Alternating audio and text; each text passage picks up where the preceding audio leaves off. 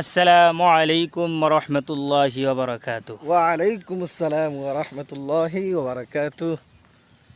প্রিয় দেশবাসী, আমি আপনাদেরকে একটি কথা বলতে চাই যে আমরা ইতিমধ্যে সারা বাংলাদেশে বিশ্বব্যাপী ইসরায়েলি পণ্য বয়কটের ডাক দিয়েছি। কিন্তু ডাক দিয়েছি ঠিক আছে, কিন্তু আমরা তাদের পণ্যগুলো কিনে কিনে বয়কট করতেছি।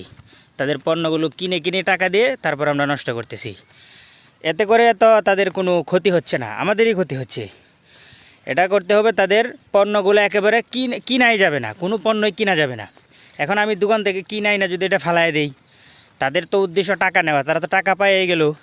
সরকারের কাছে একটা আহ্বান, যেন সরকারিভাবে এটা নিষিদ্ধ করে দেয়। হ্যাঁ, সরকারিভাবে যদি দেশে ইসরায়েলি পণ্য বয়কট করা হয় তাহলে এটা হবে সবচেয়ে ভালো। এছাড়াও আমরা মানুষ যারা আছি, আমরা নিজে থেকে এগুলো কিনবই না।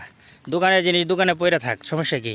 এখন আমি যদি কিনা এটা দেখায় ফালাই দিই, তাহলে তো আমাদের বয়কট হইল না, এটার জিনিসটা নষ্ট হইল, আমাদের টাকা নষ্ট হইল।